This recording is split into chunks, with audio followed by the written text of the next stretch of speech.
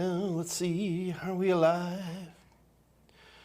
Yep, I think we're alive. Looks like we're alive. Everybody! Everybody! Everybody! Homestar Runner, still one of the best websites out there, man. Absolutely incredible. Let's see what's happening today. Everybody, it's Mike Meyers, and welcome to the Wednesday edition of the Mike Meyers Ask Mike Anything live stream. The goal of this live stream is to provide those of us who are isolated by the coronavirus an opportunity to continue our studies and get certified, concentrated on CompTIA certifications, primarily A+, Net+, and Security+. But we can certainly go well outside of that as well.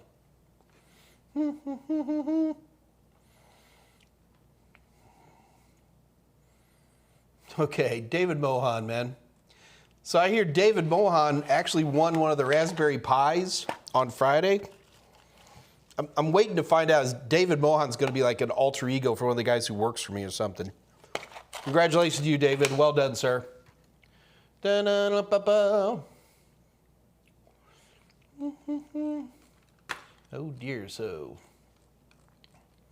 All right. So anyway, guys, let's go ahead and get started today. What I want to cover today, some of the things that are going on. First of all, starting next Monday, we're going to be shooting the new Network Plus videos. And so Joe Ram from New Jersey is going to be coming in, and we're going to be shooting some videos.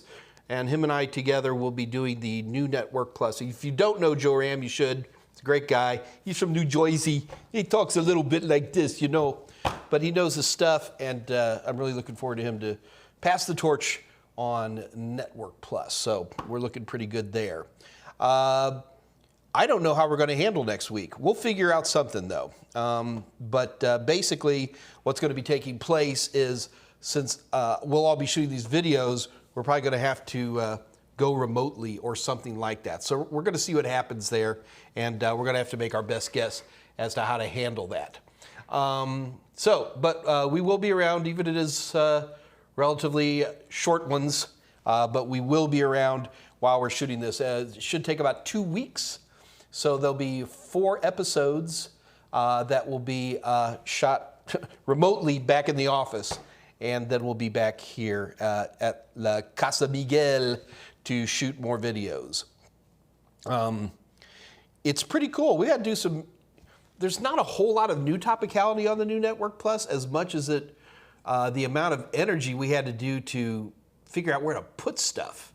A lot of big areas got taken out and newer areas got put it in, which is the way these things work. And so it's been a bit of a challenge, but we're getting there, and pretty happy. All right.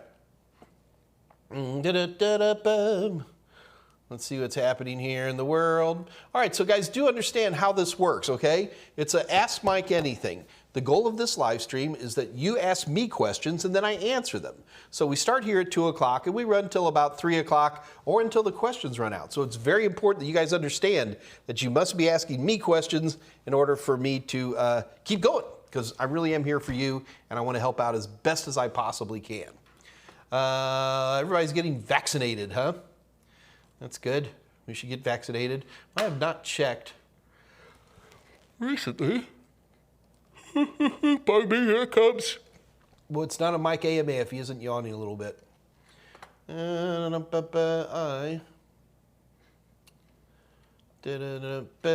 Taking a look at corona statistics. I really just concentrate in my Houston area. I don't even bother with worldwide. We had to put a good little spike here, but I think we're coming back down. So we'll see what happens. Go get vaccinated if you haven't been vaccinated. Come on, man. All right.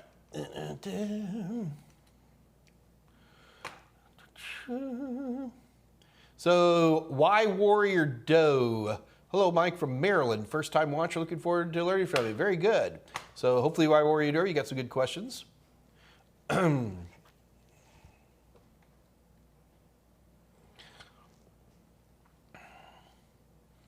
And Gregory Watts. All right.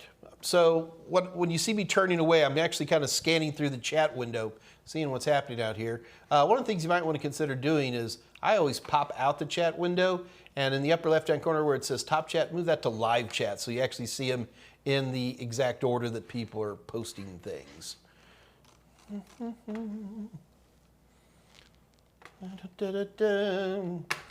Okay, what else is happening these days? I got to tell you, this second spike of corona has kind of messed up everything for me a little bit. I wanted to, was thinking about being back in the office by now, but I don't think that's going to happen. So it really starts to make you think about where you want to do stuff. And, I've been at this over a year now, working out of the old house, which is fine. But, like even my publisher, McGraw-Hill, has permanently closed all their offices, all of them. And we're seeing more and more of that. I would not want to be in commercial real estate right now, that's for sure. So it makes me wonder, what do I want to do? And, we had a meeting today where we're talking about the Network Plus shoot, and we actually had just call it a Zoom meeting for lack of anything else.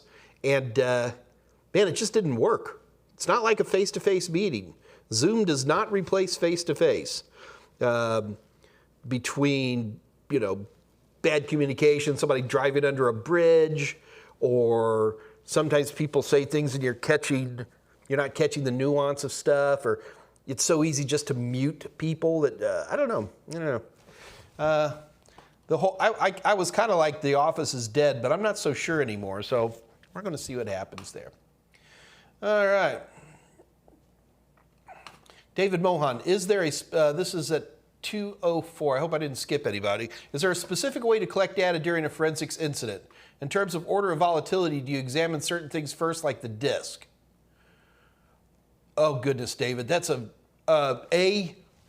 a very complicated question. Of course, the order of volatility certainly comes into play, but the reality of things is that order of volatility often doesn't mean diddly for rank and file people. You're not going to run into very many people who, for example, we talk about volatility, obviously RAM is a big issue. I remember years ago in forensics, they would talk about taking cans of freeze spray of some kind, like liquid nitrogen or something pretty serious like that, freezing the RAM. And then they could turn the computer off and actually do forensics on the RAM. But in order to do those types of forensics, the amount of equipment was simply unreal. So the reality is that when it comes to forensics, mass storage is always the place we're going to go for information like that. So is there an order of what you inspect first? Yeah, you isolate the system and you inspect the contents of the hard drive with some type of interrupt 13 blocking device. I know everybody's expecting something more. Yeah, but Mike, we want you to teach us how to use a can of liquid nitrogen to freeze RAM and then yank it out and then put it into some diagnostic tool. A, don't know how to do it. B, I've just only seen it happen a couple of times. TWID. Okay, I'm going to go back to the top here and make sure I'm not missing anything here. Alan Duggan's here. Tolowitz here. Good to see you. Alan Duggan's here. Tolowitz here. Tolowitz here. Alan Duggan. Zach. Hey, good to see you, Zach. Andre, of course.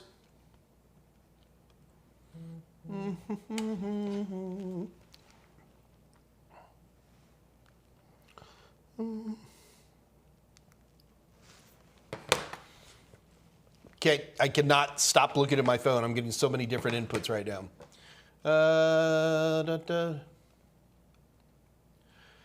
DME Plateau. So I've been studying A+, the 1001 since June, and was wondering what's not considered hardware on it. So Davey, what I'd recommend you do instead of a question like this is what you might want to consider doing is actually downloading the actual objectives from the CompTIA website. If you're not aware of this, this is very important. Let's start with the basics. All certification exams have objective lists, which are generated by whatever body is providing the exams. In this case, for A+, it would be the CompTIA, the Computing Technology Industry Association.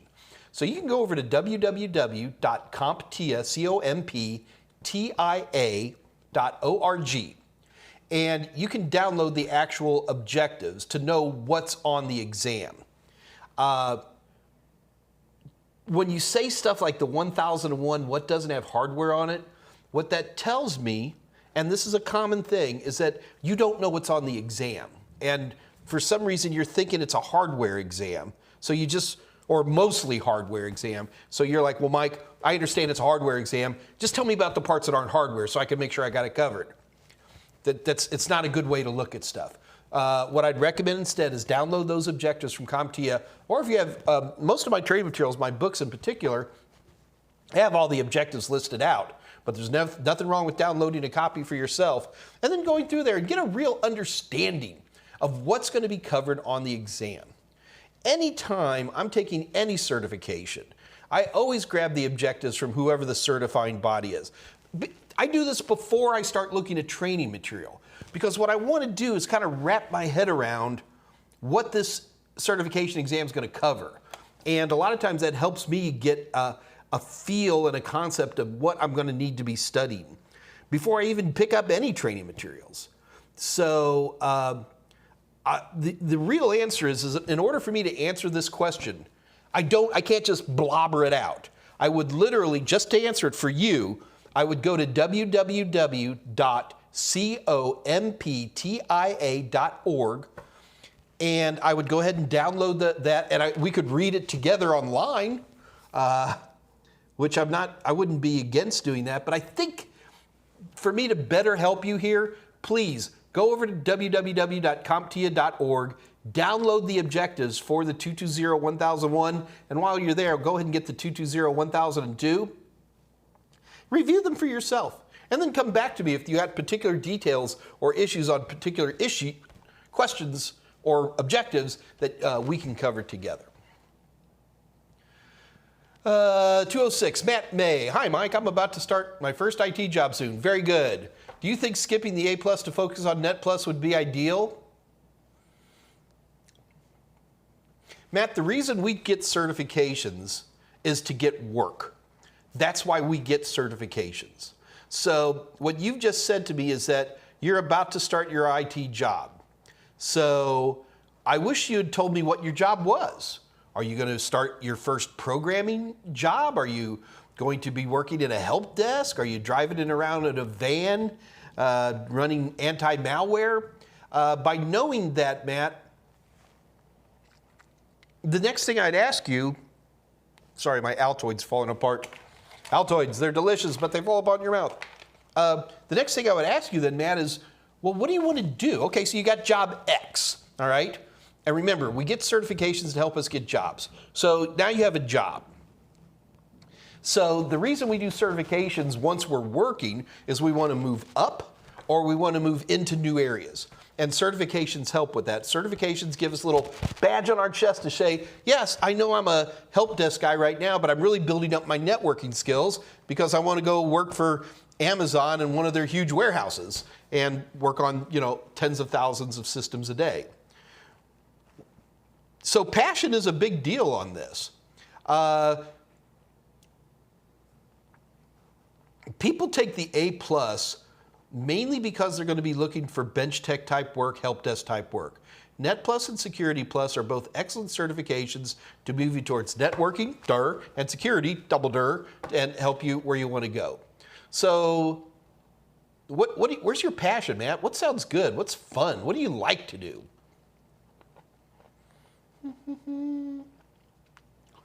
How are we doing on time already? Oh, it's only 2:15. All right, Rennis Smith. Hi, Mike. I just recently earned an associate's in business management, cool, with a focus on data science, and now I want to move into networking, hopefully network engineer, but unsure of the best starting spot. Okay, well, Rennis, I got to be honest with you. The easiest way to get into network engineering is to have some type of STEM bachelor's degree. That's going to be a good place to go. Secondarily, do what you've already done, which means getting an associate. That's the second best thing. Focus on data science now, just want to move into network. Okay. I'm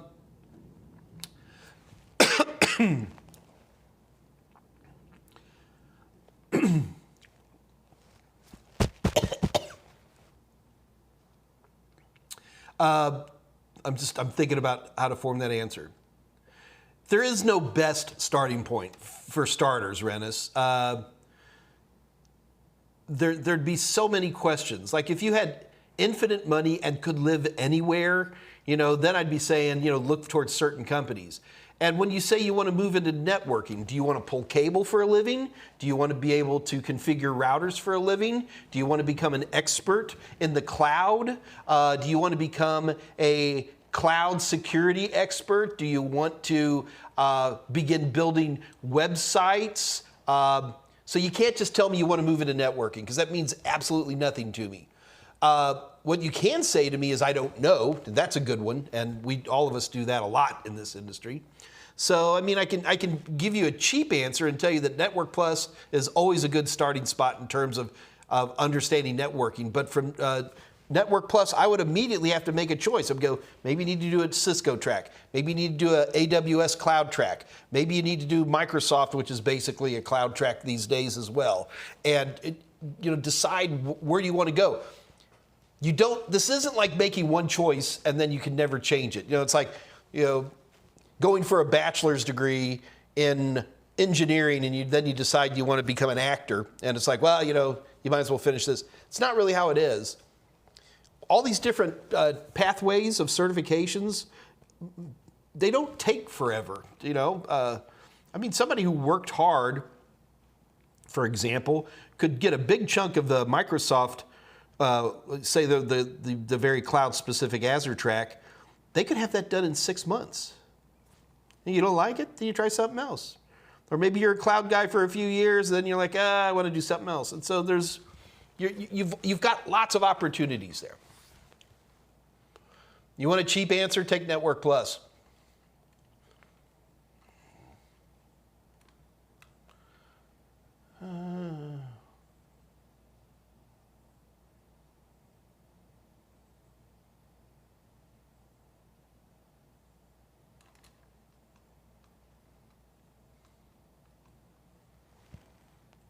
I lost where we were. I'm scrolling like crazy to find the where we're at. Peter Hunt, haven't seen you for a while. How you doing, Peter Hunt? Gregory Willis, have you ever been on TWIT? T-W-I-T, TWIT. I don't know what TWIT stands for. I am so terrible for acronyms. Catherine, me too. Daniel Ocampo, is pfSense a good firewall to fiddle around with? Yes. The Xerxes 78 just failed Network Plus with a 6. Oh, dude. All right, so Xerxes, first of all, I'm sorry that you failed. These things happen. I personally fail about 1/3 of all the certification exams I take. So number one, I'm sorry that you failed. It's not fun. However, when you fail a certification, really, it costs money, yeah, and money's important, but it's a few $100. And then it costs time. But that's all it costs. It's not that big of a deal. Get re-registered. Look, you got a 678, so you know a lot, okay? Was it 720 to pass on Network Plus? All you need to be doing at this point is doing some practice questions. You don't need to watch any more videos. You don't need to read any books. Just pound some practice questions. This is a good opportunity where you might want to look at the practice questions you got, even if they're mine. And maybe considering getting somebody else's practice questions. I always tell everybody, always have 2 sorts of practice questions, and you're going to always do better than that. Again, I'm sorry that you didn't pass, but we all fail these things. These aren't like SAT exams. And just get back out there, man, and do it again. Xerxes, get back out there. Get rescheduled, and you'll do fine the second time.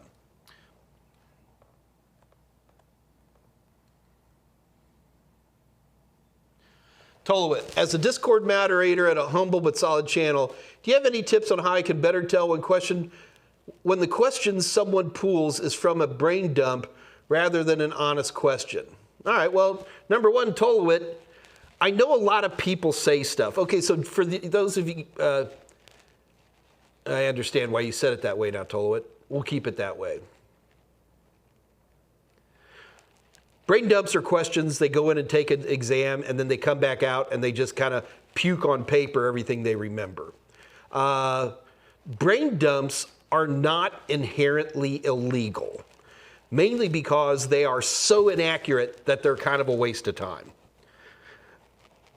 I know it's very cool for everybody to go, oh, brain dumps are evil. I personally find brain dumps to be kind of amazing because I don't trust them. Because people screw up all the time when they're trying to memorize a question. Yes, if you ran into somebody who had this perfect eidetic memory and they could write down all these questions that you knew to be exactly right, that's illegal and that's a problem. But unless somebody's doing something really horribly illegal, you know, they're holding their smartphone up while they're taking videos or something, which is pretty hard to do, while they're taking an exam, there's not that much to concern yourself with. You as a administrator on a website don't have a real strong obligation to act as the policeman for such things. What I can tell you is that if questions start sounding very, very specific, what I would recommend you do is immediately respond back to the person and go, where did this question come from? And make them tell you, okay? And when they and then have them post the question and in there say, where is the source? And that's putting back on the actual poster where the issue is. Now I understand, Tolowit, what I'm telling you may sound different from what other people say, so I'm just giving you my opinion. The other alternative we can all do is just close everything and nobody ever talk to anybody, and I don't know. I don't know if that's the best way to handle that.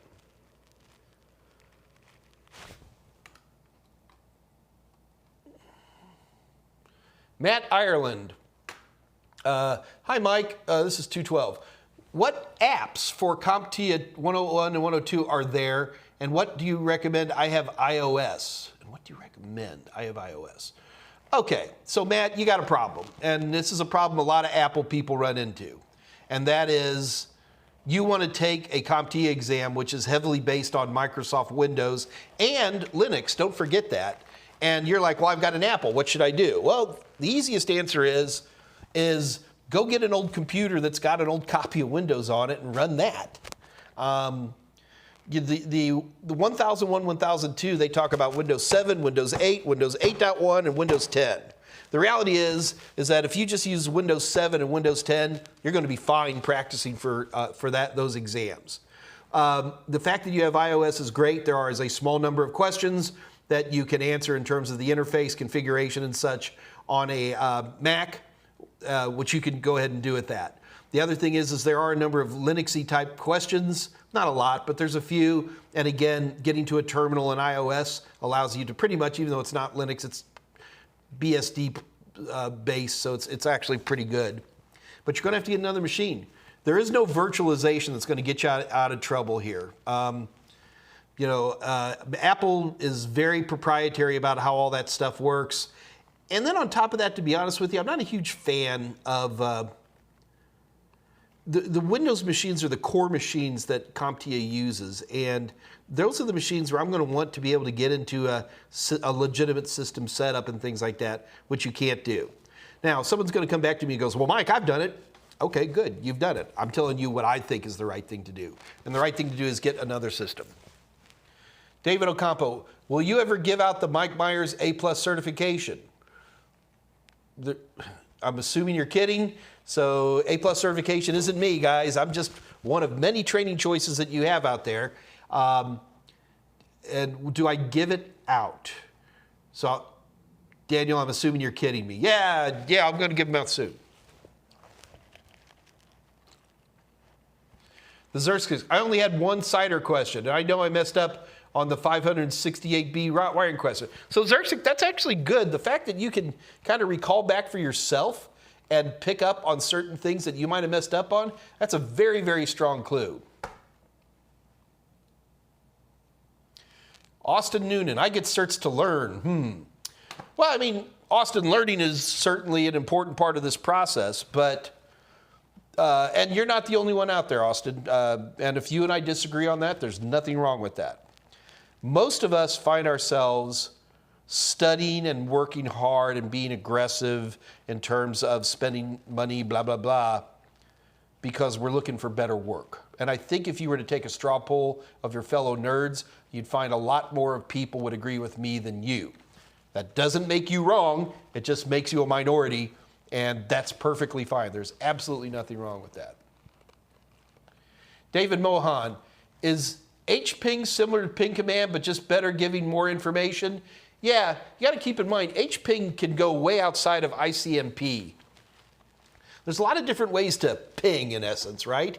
And hping has some wonderful tools that helps there.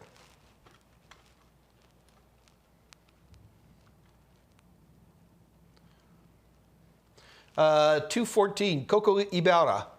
How do I get my first job in IT? I have my Security Plus and graduate with my Bachelor in Cybersecurity in November. I'm working on my Ed Plus, but I have no experience. How do I find an IT job? Wow, okay. Coco, here, let's do this right. Coco, I want you to send me an email, because somebody like you should be, somebody like you, I mean, should be getting a job very easily. You have a bachelor's. Usually when somebody like you shows up, Coco, it's because there's something else going on that you're not telling me, like physical barriers, language barriers. You refuse to leave your little town in Illinois. You've got dependents with special needs. You're terrible at technical interviews. So, Coco, just assume, like, if you had bilateral symmetry, you have a bachelor's in cybersecurity. Maybe I'd like to know maybe where. If you were in Houston, Texas, you'd be working within 2 weeks. You'd probably be working within a week. So I get nervous when I see stuff like that. So Coco, just Coco, although anybody's welcome to, of course. Coco, I want you to send me an email, okay? Contact me. My email is michaelm@totalsem.com. And Coco, let's just introduce each other. Let's have some conversations and see where it goes from there, okay? But you should be working. I got to tell you, there's more demand for security professionals today than there's ever been before. And I'm not just quoting industry statistics here, folks. You could be anywhere in IT these days, and you're going to get huge amounts of demand. Unless I usually find that when people don't have work, there's some ulterior thing. It's probably not appropriate to talk about here and on a public chat like this anyway, but I do want to help. And like Coco, I don't even know where you live. Are you in the United States? Are you in Europe? Are you in Asia? I don't know. So it's hard for me to answer that. Something's not going right, because you should be working.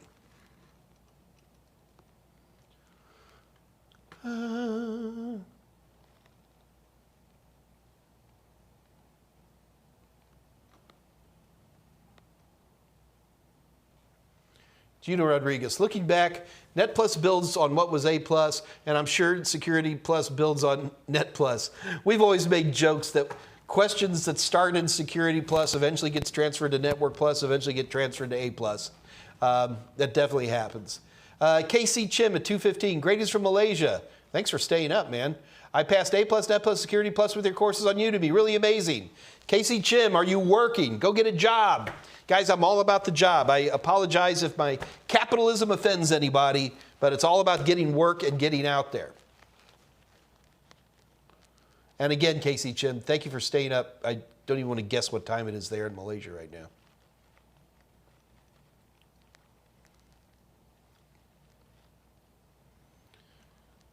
Jean Dorival, there he is. Mike, any practice questions besides yours that you recommend? Oh, hang on a minute. Yes. The problem is the ones I like just change their name. So I got to get the right name here.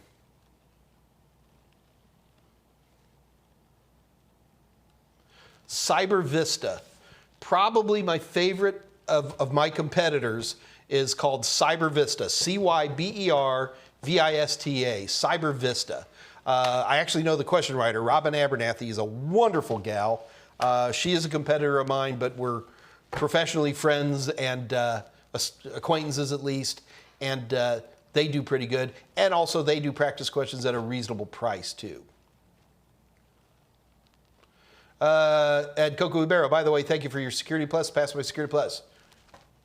Very good, Coco. Coco, send me an email, man.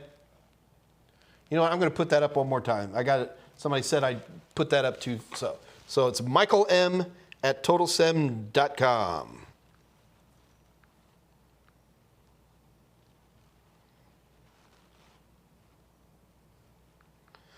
All right. I think everybody's happy there. Outstanding. Cyber Vista.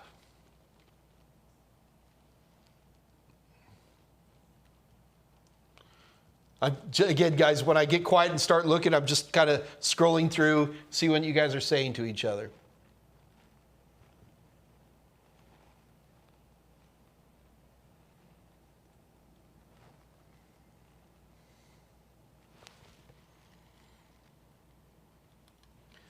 David Mohan, 222. Is HSM similar to TPM? So HSM is just a type of hardware, and TPM is just a book on how to do this type of stuff. Like, for example, if you look for a TPM module in Intel or AMD documentation, you won't find it. TPM is a book that talks about what should these chips do, but the actual chips or the firmware or whatever it is that stores that, their functionality, their functionality is defined by the TPM standards. For example, man, anybody who's been playing with Windows 11, you're familiar with the TPM 2.0, which is starting to smell like a fiasco to me. Almost guaranteed to delay the Windows 11 rollout, mainly because you have to have TPM 2.0 compliant devices in order to make it work. Primarily Windows Hello more than anything else. But the crazy part to all this is that there are a lot of machines out there that are not TPM 2.0 compliant, and it's going to be interesting.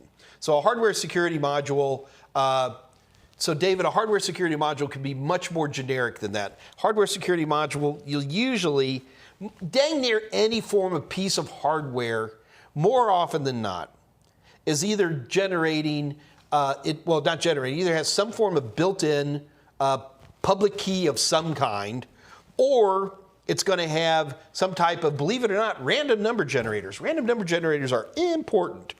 And they can be lots of other features in there as well, but those are the biggies. A hardware security module is just a generic term for anything. And when we talk about hardware security modules, we usually talk about cards more than anything else. That provides some form of security, and that security could be almost anything. And you know what? It could include TPM functionality, although I never hear that term used, so I'm going to say no. Cray Tuvida at 221.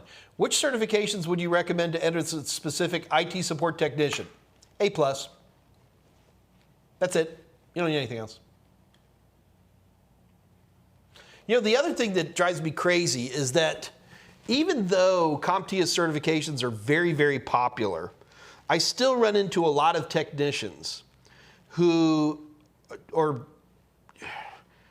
call them techs. Baby technicians who don't have any real experience, and which is okay, and they go in with this resume, and all they're doing is advertising, I have A+ certification. Of course, one should be proud of whatever achievements they have. In our industry, most of the time, you never say that you're A+ certified. Now, if you're asked, of course, you'll admit that. But most of the time, that's just something you put on your resume.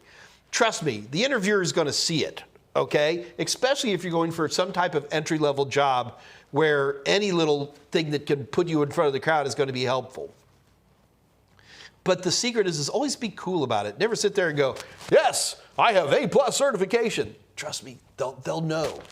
You know, spend more time asking people like, what am I going to be doing at this job? How long has your business been in, how long have you been in business? Do you guys promote from within? You know, or my favorite question, where do you see yourself in 5 years? Yes, I ask my interviewers that. All right, I may be the interview, but I like to ask them that question. If nothing else, it gives them a good laugh. Gregory Watts, check out Network Chuck's video on using brain dumps and why you shouldn't. I have watched it. It's fine. I disagree. It's very easy to take the high road. You see, this is the thing you got to remember. It's very easy to take the high road and say never do brain dumps. It's also somewhat dangerous to do brain dumps. Not only is there a pretty high probability that they're wrong, but if the brain dumps are very correct, then that's just straight up illegal. And at the very least, anybody caught using it would lose that particular certification they were associated with. And in the very, and at worst, you can get handcuffed. There is precedent for it. It's been 15 years since I've heard anybody get handcuffed, but a certain certifying organization got very, very angry. So yeah, it's easy for Network Chuck and folks like that to just say, don't do it. And you know, I've said that for a long time myself, but I think about it, you know. The reality is that I do look at brain dumps. I look at brain dumps because I know they're very, very wrong. But I am interested in topics. So what I like to do is I'll run into, now guys, I don't go hunting down brain dumps, but I don't fear stuff that comes across my desk. And I will look at a question that I think has a chance of not being a valid question, and I make myself write 3 original questions based on that topic. If you want to know if you know a particular topic or not, you should be able to write questions on it. That is the ultimate test. Nothing is better than that. And so that's where I would use them. The questions are almost certainly wrong. The structuring of the questions are almost certainly wrong. What they're trying to get to is almost certainly wrong. But if I can use this as a jump-off tool to help me learn how to write my own original questions, then I can say it's a good thing. And for the record, guys, I do the same thing with purchased questions. If you can't write 2 or 3 other questions based on one question you're reading, then you don't know that topic very well. Or I could just be like everybody else and say, oh, it's bad. I'm almost 60 years old, guys. The finish line of Mike Meyers is on the horizon.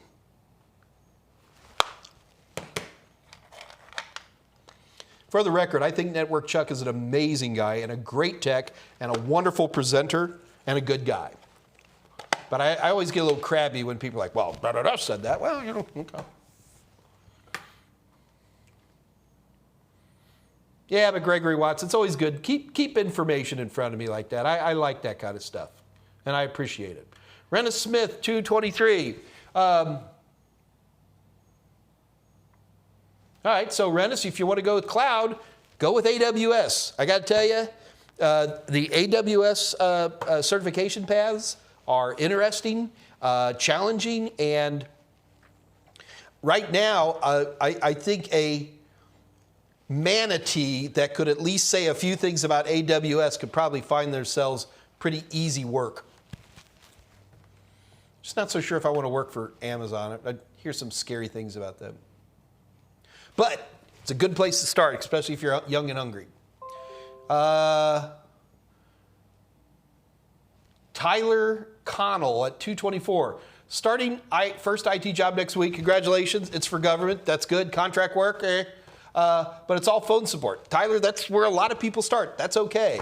Would like to move to network admin after. Any suggestions for best next steps? Yes. So Tyler, you're in the government. I don't know if it's federal. I don't even know if you're in the United States.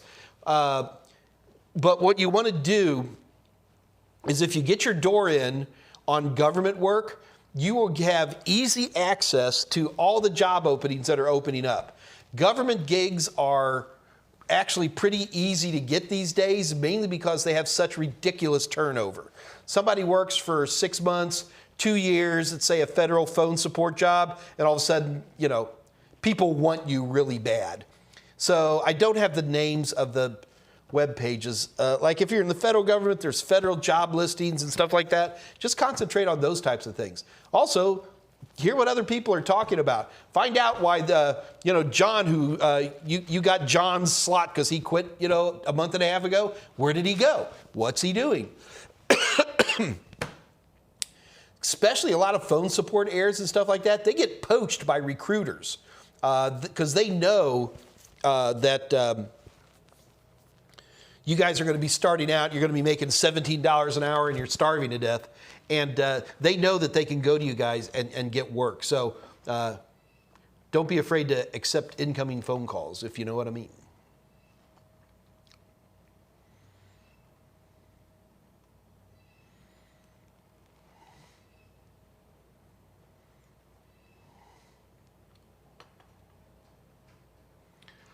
So Mark Wheeler, VirtualBox is helpful for Mac users to learn Windows.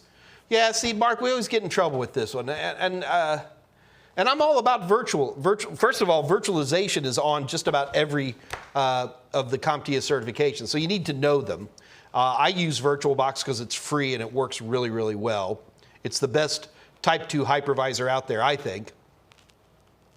But I don't want to teach people about systems with a VirtualBox. Like, for example, let's use Linux. Okay, so I got a Windows system, and I want to start learning Linux. The only thing I'm really going to learn in a virtual machine that I care about is command line stuff, some configuration, some interface configuration things, a few basic things like that. But now, again, we're talking about A+ here, okay? When we start talking about Net Plus or Security Plus, I have a different opinion. But with A+, you're so systems oriented. You're always playing with, trying to think of examples that make sense. Well, let's go back to the original one, system setup, things like that. That integrating that becomes very, very important, where I don't think I can do that easily with a virtual machine. Again, I love virtual machines. I use them constantly. They're incredibly powerful at so many different ways, it's not even funny. But the question that was posted to me was, if I have a Mac and I'm wanting to get my A+, what do I do about that? Does virtualization fill the bill? And I will say it does not fill the bill. It gets close, but you can go pick up a used Windows 10 system, like a 3rd generation i5 processor for $300-400. Heck, you probably got one laying around. And just as a place to play, something to put a screwdriver onto. So I guess that's what I'm trying to say. The other problem I have, Mark, is I don't deal with Macs hardly at all. I mean, like hardly at all. I have never installed a virtual machine on a Mac. Watched other people do it. Totally. Thanks, I like Chuck. Now, he does have an epic beard. I'll give him that. So, Mark, if it's working for you, then great. Good for you. I'm just telling you what feels best to me.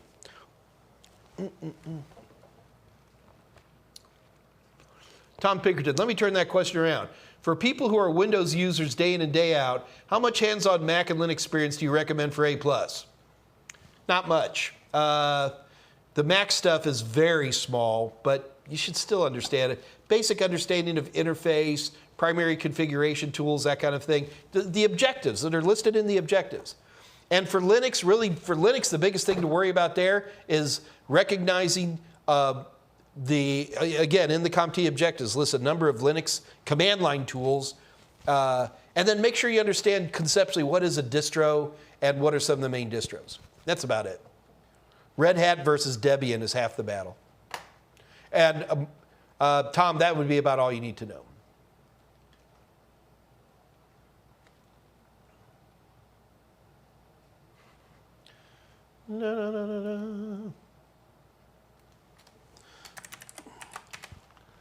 Looking for questions.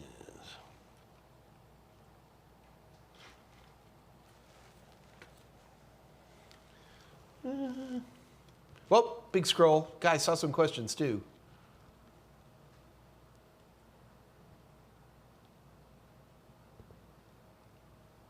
Gregory Watts, not trying to send people to your competitors.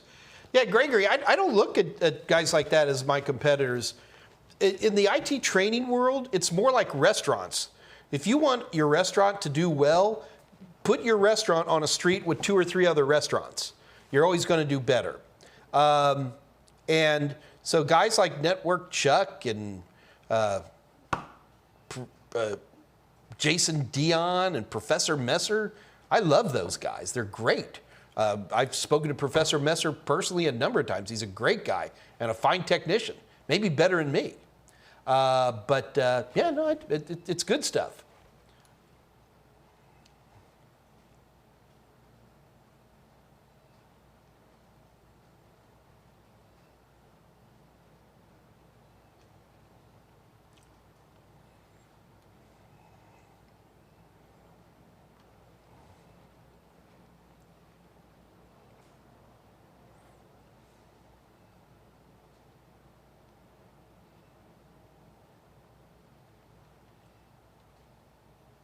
Sorry, looking for questions, guys.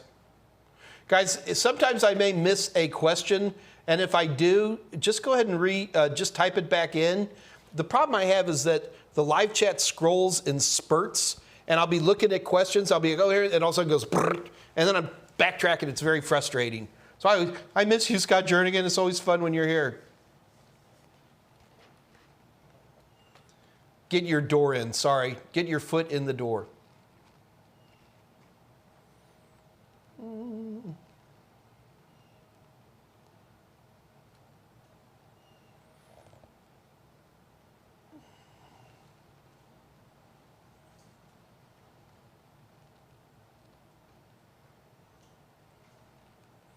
Okay, I think I'm getting, okay, 241.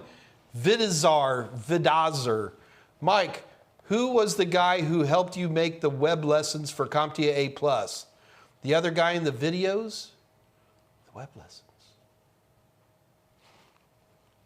I think I made them myself. The other guy. Vidazar, we have a lot of people who pop in and out on the videos, and that's a good thing. What was the name? Ford Pearson. Was in some of the A+ videos the last time we shot. And he's a pretty guy. He's more of a graphics guy. So he's always been helpful.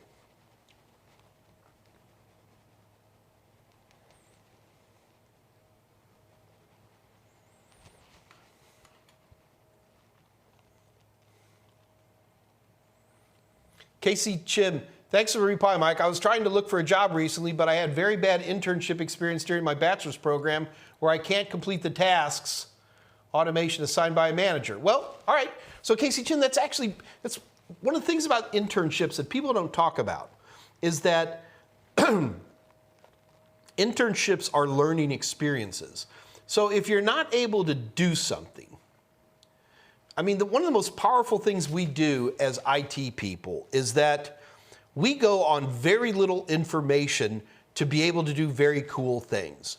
One of the things I love to tell people about is I'll say, I drive a Mercedes-Benz 280 SLK. It's a great car. It's 10 years old. It's got 100,000 miles on it, but I love it. And so I'll say to my classroom, I go, how many of you in the class could turn on the windshield wipers in my Mercedes-Benz?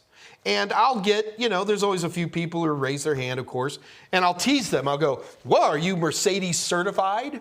Do you have 280 SLK experience? How do you know how to run the windshield wipers in my Mercedes convertible? And the answer is, if you really think about it, is that, well, Mike, I've driven lots of cars. I understand conceptually what a windshield wiper is. I have experience looking around in certain areas where it's most probably going to be. And while there is a chance I may not be able to turn on your windshield wipers, I'd say there's a pretty good probability. Just let me sit in your car and poke around a little bit. Fair?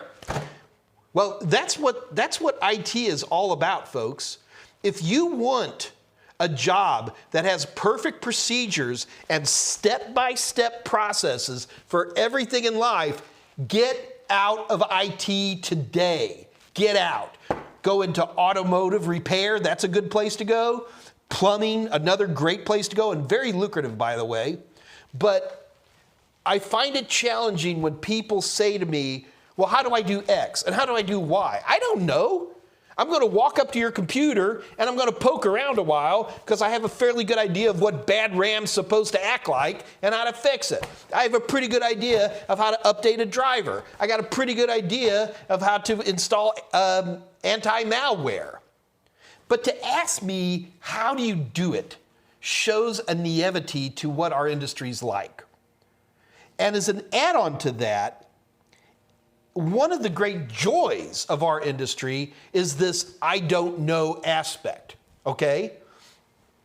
And those who like to do puzzles, online gamers, people who do like sewing work and stuff like that are often very good candidates to become IT techs because they have this open-ended creativity aspect, which is fun for them. It's not fun for everybody. I understand that. For some people, it's just very frustrating, and there's nothing wrong with that.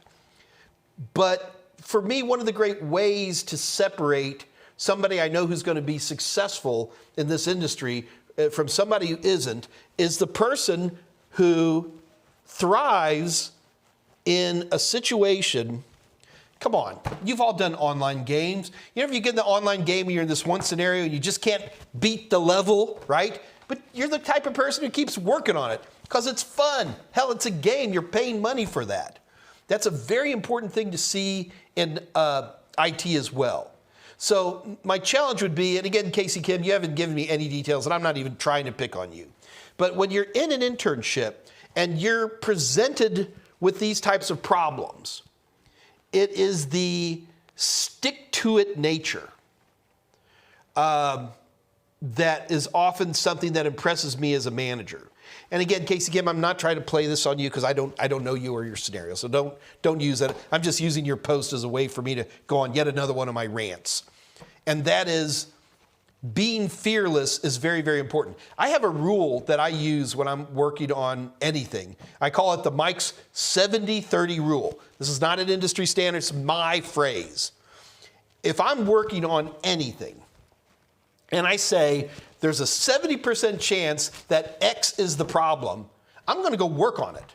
Because that's the other big problem we run into as techs. As a tech, you want to know exactly why this has gone wrong. And you will not accept anything until you've heard exactly what the problem is. Get out of this business if you're that type. Get out.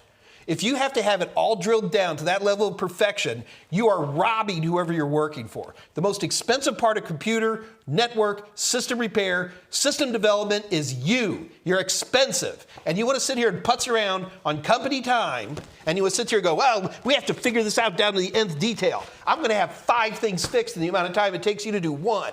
And I'm going to get the advancements, and I'm going to get the better jobs. This is a very frustrating issue because I have Asperger's, okay? And as an Asperger's person, it's very important to me to be able to work through the details of something, to have the perfect black and white Sheldon Cooper kind of answer. If that's who you are, don't be in this business. Get out there. Be brave.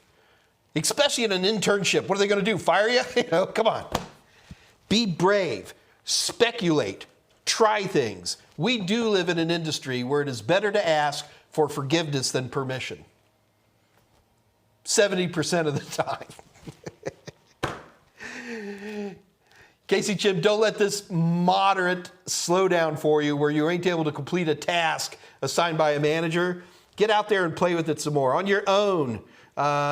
Play with stuff like that. Recreate scenarios. Do something like that. Boy, you guys want to talk about something terrifying. The first time you put on your own entrepreneurial hat and you go out there and go, why, yes, I can fix your computer. Yes, I can set up your router or whatever it might be.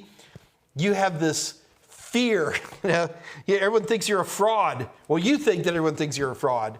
Trust me, you're not. Man, I got to tell you, thank you, Casey Chim. Not only did I answer your question, but I went on 2 separate rants. I don't do that very often.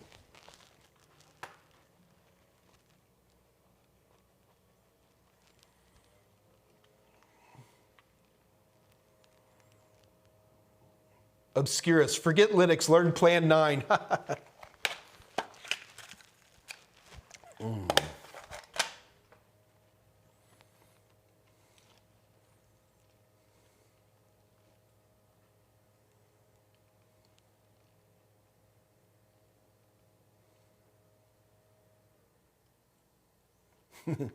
Andre's not a big fan of apples.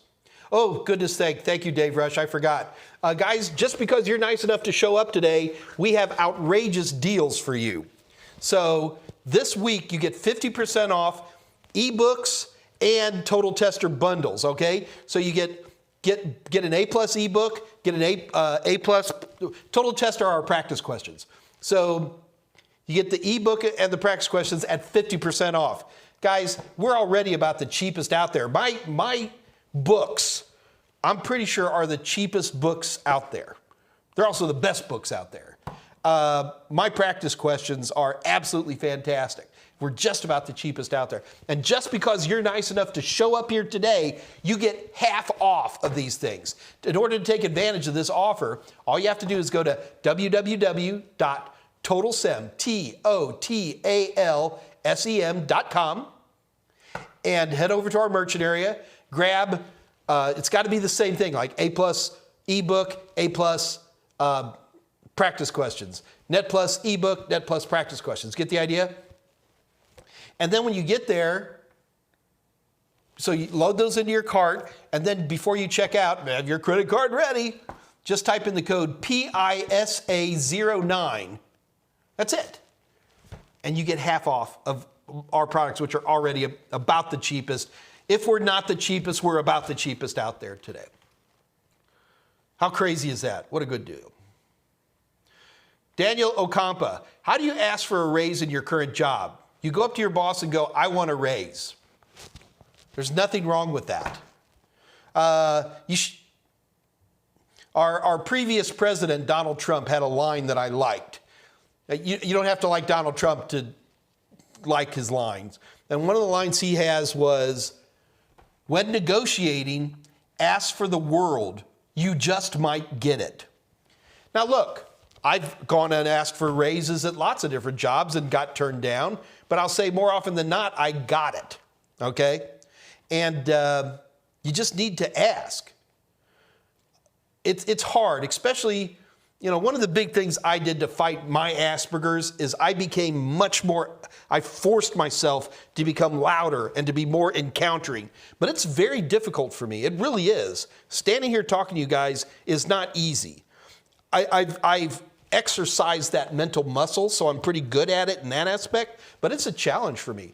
Like in confrontational situations, I have to get very angry, not because I want to be angry, or not even because I feel that angry, but because my Asperger's tells me to run and hide in a corner as quickly as possible. Yeah, I'm not lying. So, number one, the reason you're going to ask for a raise is because you think you deserve it, generally. Unless you're really gutsy and like, hey, maybe I'll just see if I can get a raise. Nothing wrong with that either. So when you say you want a raise, there's a couple of things you need to do. Number one, don't make it casual. Don't be passive-aggressive about it. You go up to your boss and you go, are you available at 3 o'clock for a quick meeting with me? And they'll go, yes, or they'll go, no, and they'll go, what's the topic about? And the topic, you're going to say something clever and smart aleck like how we can make more money. Don't say you're going to ask for a raise. If you tell your boss that you're going to ask for a raise, I've had lots of bosses who take it as a personal challenge to keep you from getting more money. It's not that they don't think you deserve it or not. It's just that for them, it's like playing tennis. It's a competition. And they want to win. And they win by not giving you money.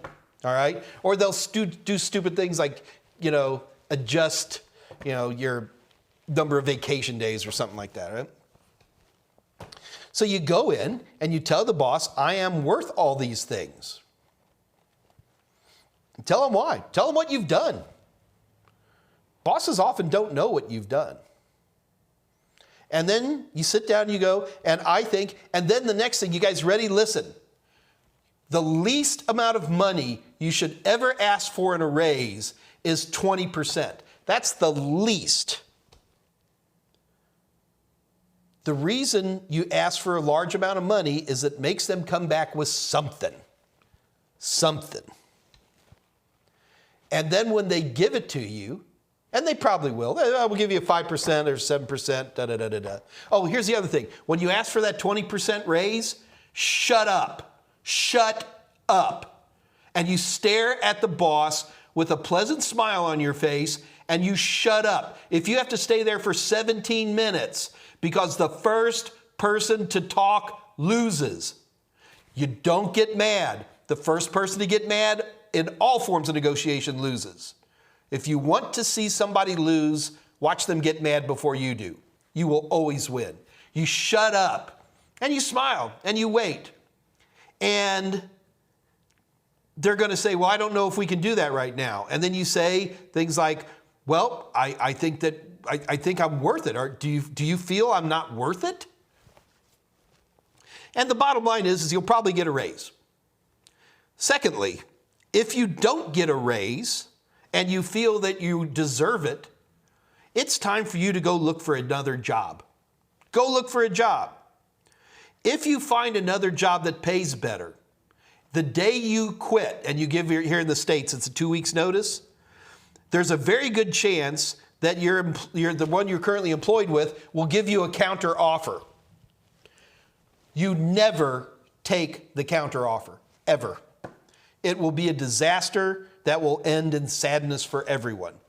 If you aren't getting what you deserve and you go out and you find a new job and you get that, you take that job.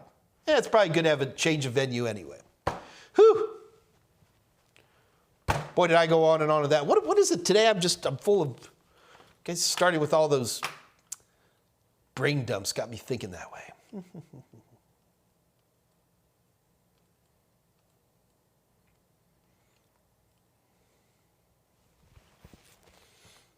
I got to tell you, if somebody were to say to me, a person under the age of 30 were to come up to me and go, what is the one important thing that you could teach me?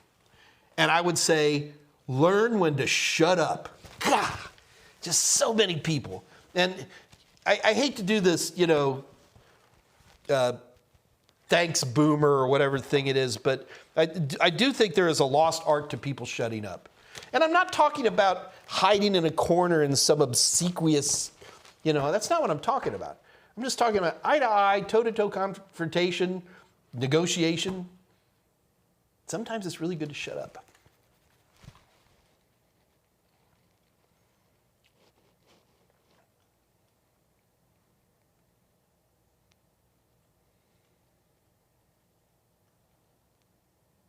Nerf Oreos at $2.55. I've been looking at IT jobs and a lot of them have a requirement for experience. How would you go about getting an IT job with no experience? There are lots and lots of jobs out there that say entry level and then they say experience. The reason they're saying experience is they're trying to scare you off. Any good HR person wants to cut away the cowards from the people who are ready to go get work, from the getters who are going to get on top of this. And the number one way that most HR departments scare people off, especially with entry-level jobs, which are 90% cattle call anyway, is they put in these bogus little job experience things. It's designed to make you not want to do it. It's designed to scare you. Stop being scared. Shove your foot in the door. Walk around, maintain eye contact with everybody. Shake hands. Do it. You'll get plenty of work. That just drives me, and again, Nerf Oreos, I'm not picking on you. It's just because this is a common thing that I hear all the time. And, fortune belongs to the brave or whatever it is. Andrew DeGuy, Mike has Asperger's? No. Okay, I'm all right, Andre, are we now going to have a bunch of touchy, sensitive people that I'm offending? I tell you, I got a thing from this lady from California, sends me this scathing email, like, you used the word Bubba in one of your books. So, guys, I can only do so much, all right? So, Andrew DeGoyer, Mike has Asperger's? No. Well, I am on the spectrum, Andre. You want me to take offense? Do you need to see my doctor's reports? Don't tell me what I got. What the hell, man? Come on, Andre, you're my favorite Belgian. Why are you coming at me like that? Yes, and there is a lot of people in the autistic spectrum that work in IT. And I have seen people who are extremely autistic, not Asperger's, autistic, who thrive in this industry. Usually the secret is they get good jobs in depot tech where basically they're grabbing computers. They don't have to interface with people more than anything else. So that's very exciting. And I love watching people like that get A+ certification using my stuff. Laura Bryson, hey! Laura, how you doing?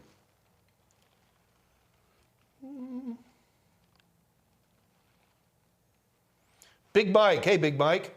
There are probably loads and loads of people on, yeah, there are loads of people. There's tons of us, and it's all okay.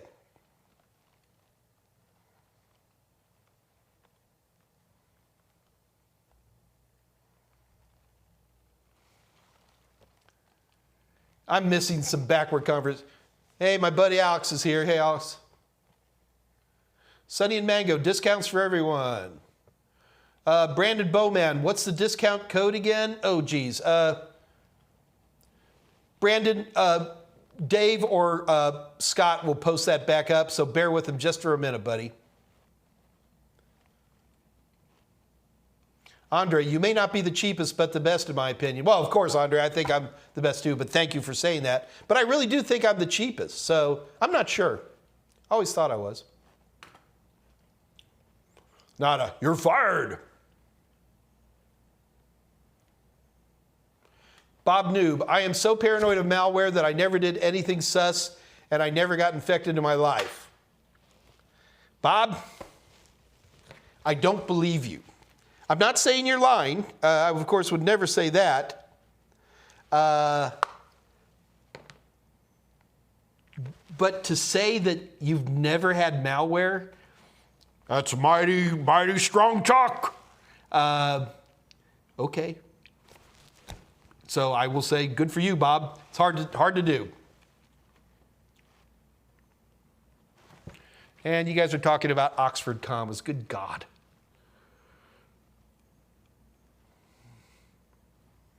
I love my ellipses. What's wrong with ellipses? Sorry, just around 3 o'clock, you guys are chatting away. Hey, so I want to say something. I don't know if David Mohan's still on here. You guys, you know that last Friday, Dave Rush had his big 1-year anniversary with big giveaways. Guess who won a Raspberry Pi? That's right, our local ringer, David Mohan himself. So David, I had the design for your t-shirt made, and the printer sent it back to me with things, so we're still working on it. We'll get it there for you, bud. It's going to be really cool.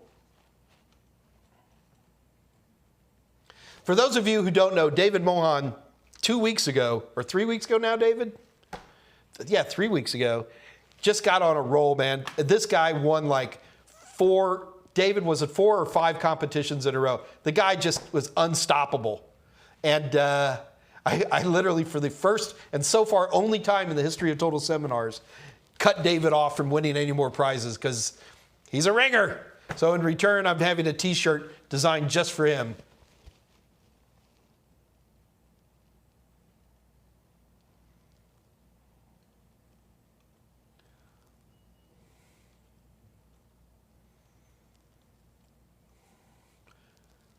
Vishal, I'll send you. Can you add text in this video's thumbnail saying how to get a raise? Man, there's something I would love to say right now, but I'm just so afraid that I'm going to offend people when I'm not trying to offend. Scott Jernigan right now is literally about ready to do something in his pants that's not good. I won't, Scott. I'll be good. I'll be good. So y'all need to fly down to Texas and y'all come down to Texas, man. We'll go fishing. I like sailboats. We'll do a little sailing. We'll get in an M4 Sherman tank from World War II and fire some shells.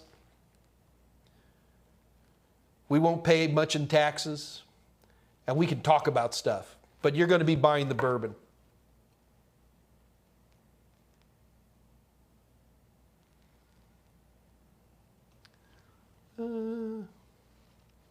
All right, I'm just scrolling through looking for more questions, guys. Yeah, I know it's after 3, but we're having good questions, good energy. We're going to keep going. So guys, normally I'll stop at around 3, but if we have good energy like we do today, I'm going to keep going.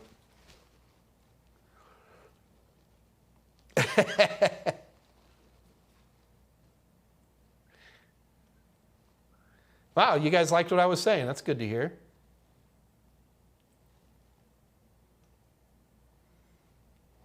Yeah, you know, it's always funny. Okay, boomer. That's it, Josh. Jonah. Okay, boomer. That's it. You know, the funny part is it is hard as an old geezer. I want to avoid that stuff. But the reality is, the more I hang out with you guys as individuals, the young folks today, y'all got your act together just fine. I think there really are some economic issues that are holding back younger people that I didn't have to suffer with back in the late 70s and 80s when I was in my 20s. And that's too bad. I don't think young people today can actually afford a house. I think that's wrong. Again, we're talking about U.S. here, folks, and for my European friends and overseas friends, I apologize that my lack of knowledge of what's going on over there is much better. I do have some friends in Italy who complain that they're still living with their parents just because real estate is completely out of control. But when I do speak to young people, when I say young people, probably under 40 might be more accurate, y'all are doing okay, in your heads at least.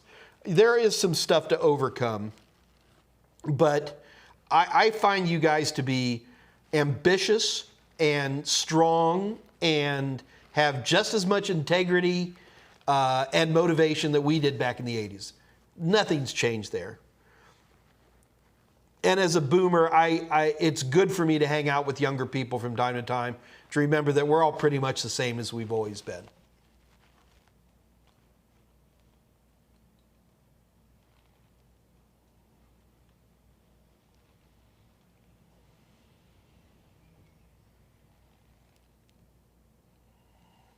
Dr. Quinn, good Lord. Everybody's here today. Why don't you do some motivational speaker stuff at some seminars? You would do very well motivating people. Oh, man. So I'm literally going to...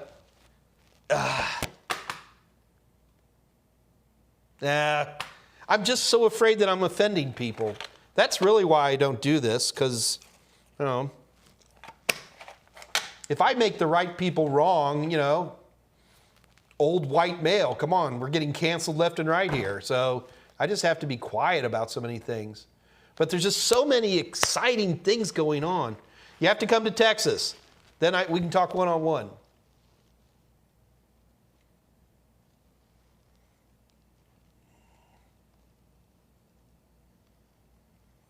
Elbow. Can't tell if Mike needs more coffee or less coffee. I haven't had any coffee today. Oh, that's not true. I had some coffee earlier.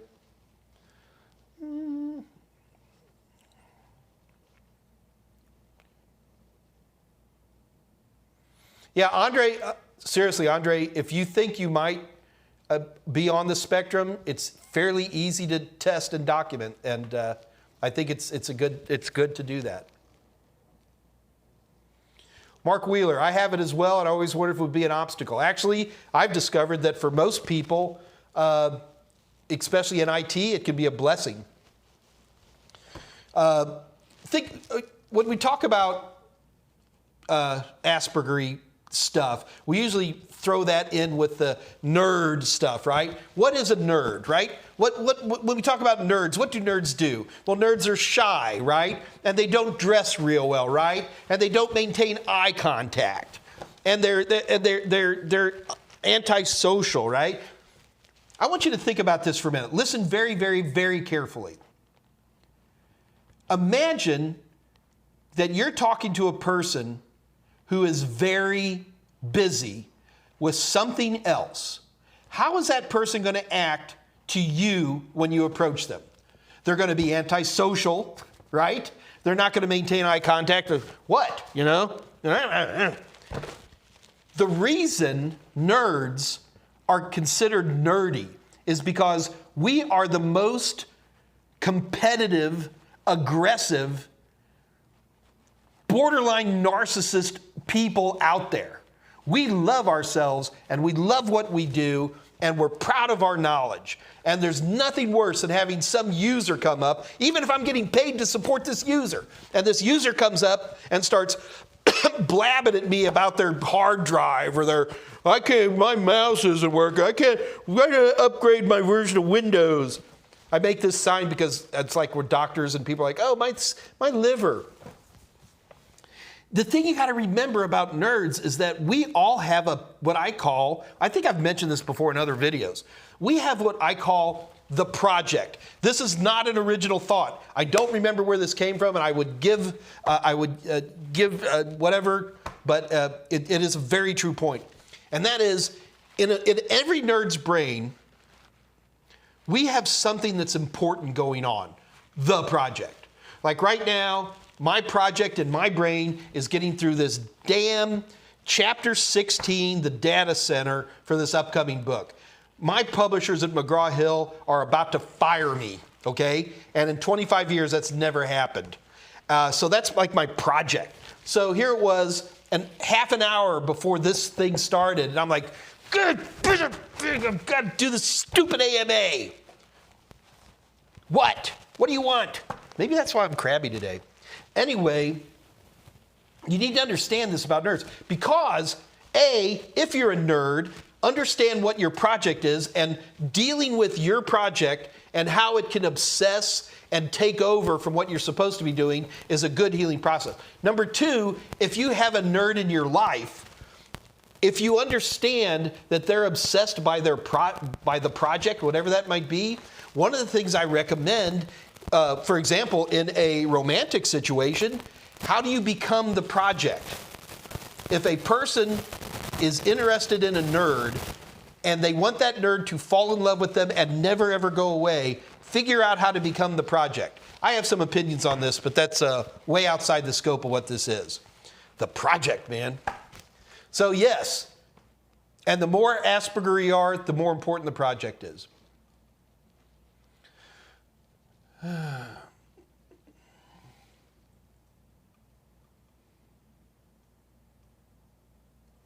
I'm lost again, sorry. Andre, between you and Zach, I'm just about ready to buy y'all a ticket to come on down.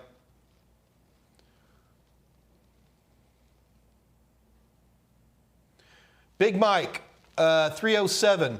Just wondering what you think about the future of folding screen devices phones. I love them, Big Mike. I got to tell you, the only downside to the reason folding devices are going to last forever is because you get a lot of real estate.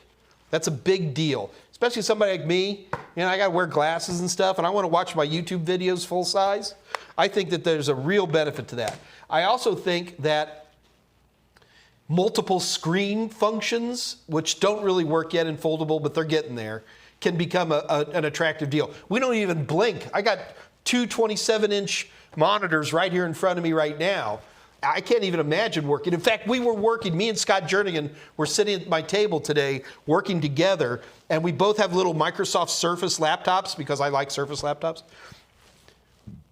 And that one little screen, I was actually getting angry during the Zoom meeting because I couldn't get any work done because I need multiple screens. And I think that folding screens are going to will eventually provide real multiple screen options. Yeah, I've seen some of the stuff that big Chinese phone company where they've done dual screens, but it's just like two screens. You can't drag and drop or anything like that. But I do think that that's going to be a big place. I think we haven't even begun to see the power of what foldable is going to do. I would say in 10 years from now, it's going to change even another step further. The one thing that might screw up foldables is if we can ever get really good quality augmented reality.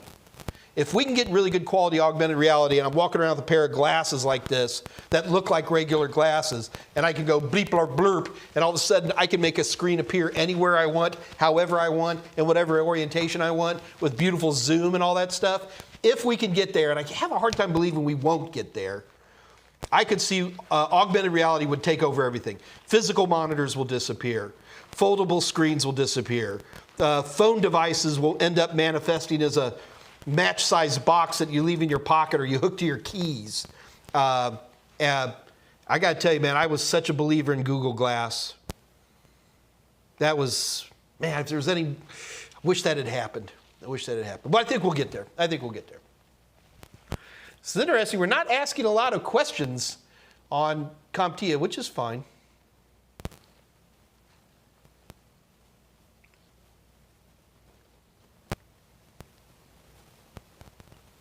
Nerf Oreos. Someone will always be offended by something. Yeah, but the problem is, in today's world, Nerf Oreos, I only need one person to get mad. Now, it's even worse. Okay, you want me, here's how I will separate my generation from your generation. In my generation, if you offended somebody, you knew who it was, right? And they'd file a complaint or whatever it is. Today, people you don't know. So I'm just very, very careful about what I say. Elbow at 308. If 32-bit OS can only access 4 gigabytes of RAM, remember, Elbow, it's better to say address 4 gigabytes of RAM, but does the 32-bit software on a 64-bit OS have the same limit? Yes, it does. 32-bit software could only request page files of combined total size of, well, I shouldn't say page files because that's a Windows thing. I don't know how far down the rabbit hole we want to go here. Sticking with Windows, 32-bit Windows applications, by the way they're programmed and compiled, can only see 2 gigabytes. They can address 4 gigabytes, but because of the nature of how Windows works, a 32-bit application can only address, can actually create page files, not page files.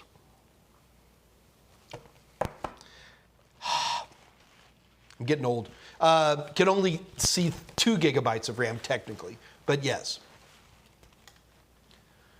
Zach Morrill, well, you could come in Discord and no, I'm not going to. I will never do that on. Do be aware, guys, that there is a Discord channel out there. It's not my Discord channel. It's not Total Seminar's Discord channel, but it is a great place to meet folks. It is a very active Discord channel, and usually after any of these AMAs, people tend to log in live. They light up their cameras, put on their headsets. You can do this anytime you want, of course. But it's a great group. I pop in there from time to time. Dave Rush pops in there from time to time. Scott Jernigan pops in there. You'll meet Tolowit and Zach and Andre and the usual wacky kids in there. But it's a great place for if you want to ask questions or anything like that. Please check out the Discord channel. Scott or Dave, can you all put a post up on the live chat so people can see that, please?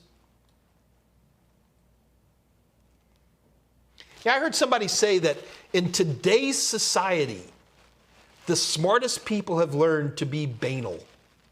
Look up banal, B-A-N-A-L. Yeah. Xerxes, you're a Marine? I knew there was a reason I liked you. People think I eat crayons. Don't all Marines eat crayons? I used to teach, Xerxes, I used to teach you guys down in Schofield Barracks in Honolulu, well, just Pearl Harbor in Hawaii. And I always loved it because you guys would show up in civilian outfits, civilian clothes. And I could tell what branch you were in.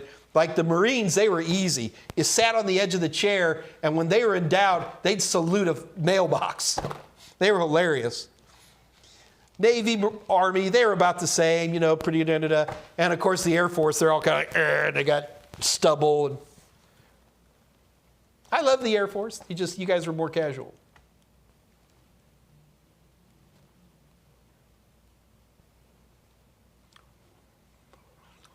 Chris Doherty, if I wasn't in Tennessee, I would so take you up on that, Mike. Oh, hell, Chris, Tennessee ain't that far away. So, Chris, are you in like Memphis or are you like in Knoxville?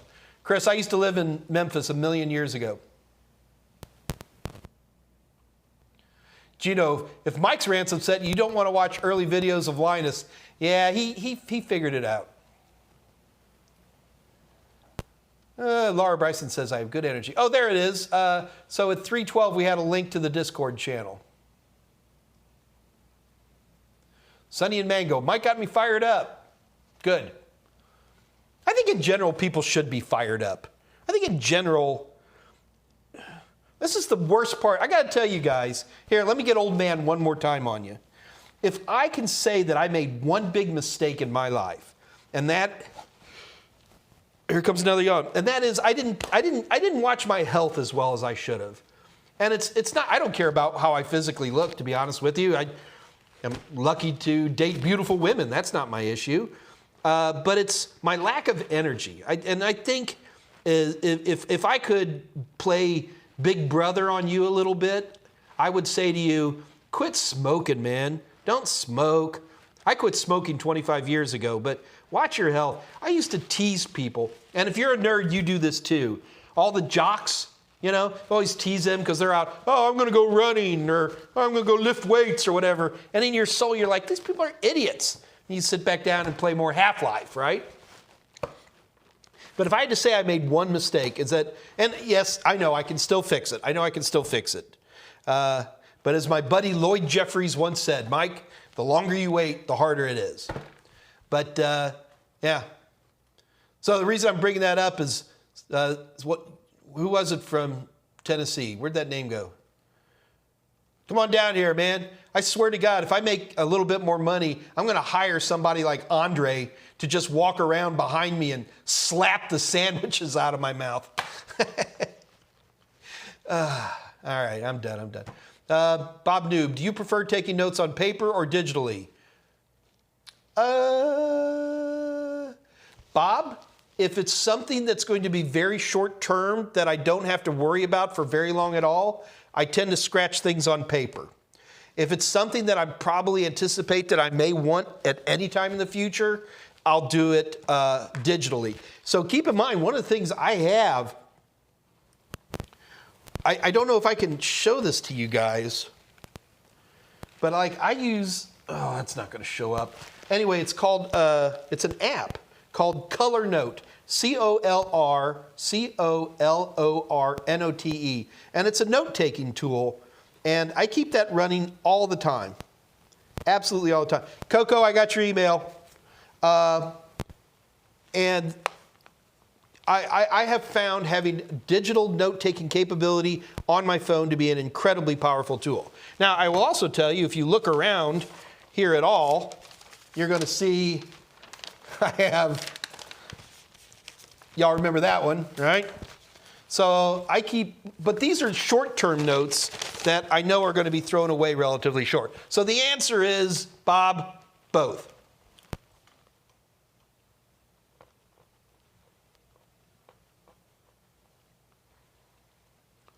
The Security Plus bundle says iOS, Android not supported.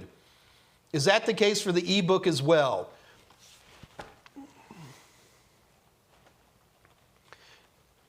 Gregory, something's very wrong here. This is Gregory Watts at 313. The Security Plus bundle says iOS, Android not supported. Okay, so our practice questions are online, and as far as I'm concerned, they work with just about any browser. In fact, they work even pretty good on mobile devices. Not perfect, but pretty good. And the ebook, Scott Jernigan or Dave Rush, can somebody help out here? I'm very surprised to hear what Gregory Watts is saying. Number one, I'm surprised he's saying that iOS and Android is not supported for what I thought was our online product. So Gregory, that's interesting to me. Secondarily, I'm embarrassed to tell you, I have actually not looked at my ebooks. I will fix that. Choco Taco's here.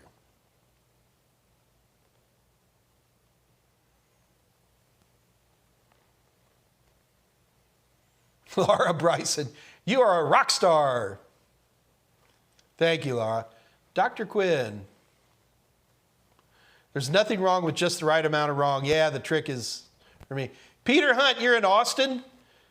The one blue county and a sea of red. Peter Hunt, we consider you folks in Austin to be our crazy, weird, liberal cousins, and we love you guys to death. And we like to tease you. All right, so here, we'll risk a little bit of TMI. I love being in Texas. I have a bumper sticker on my car that says, I wasn't born in Texas, but I got here as quick as I could. I think there's like 300 million other Texans out there. Y'all just haven't figured it out yet. And I think the most fun part about being a Texan is that we frustrate both the conservatives and the liberals so much. I don't know if you guys heard, there's a thing called Burning Man that I used to go to all the time back in the early 2000s. It's just too much for me anymore. And our crew was called the DFTs, and it stood for Damn, figure out what the F stands for, Texans. Because we were hippies, but on the same time we liked playing with guns and shooting paper targets. And the San Francisco hippies were very confused by us. So they just called us the DFTs. Oh, Peter Hunt, I got to tell you, the other thing is I come to Austin a lot. And I'll tell you one thing Austin sure has is good beer. And maybe next time I'm heading to Austin, I'll give you guys a holler. Maybe we can all run into you. Joey Kestal. Mike is my guru. Yes, I am. Elbow, is there a way to get a professional diagnosis of an addiction to hardware?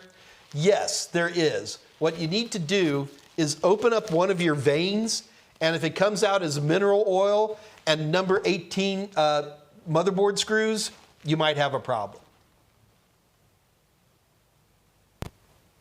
Andre, what about Christmas in Texas?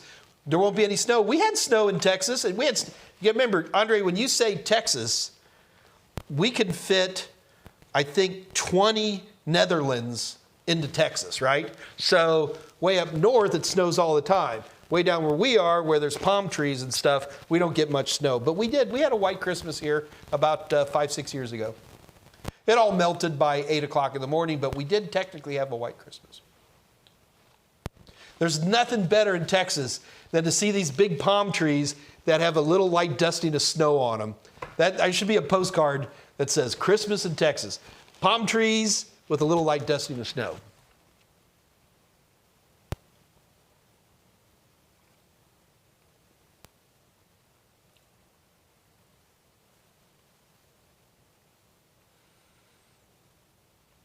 Bob Noob, I absolutely hate people who are not nerd. Bob Noob, I understand, but there's a lot more of them than there are of us. Although I don't know if that to be true, because one of the problems we always talk about nerds, we always talk about IT nerds, okay? And I don't know that to be true, because I think you can be nerds in all kinds of stuff. I got a dear friend of mine who's an attorney out in Washington, D.C. I mean, she literally says she's a communist, but she loves the New York Giants. She is a football, and I mean American football nerd. And so you can be nerdy there. I have a cousin of mine who loves to make quilts. And she makes beautiful quilts, handmade quilts. And you start talking about quilts, she gets all nerdy on you, you know? So I think nerddom is not unique to IT. I think as IT people, we brought nerddom to the forefront. But I've discovered that there are cooking nerds out there. There are motor nerds out there. There's a lot of nerds out there.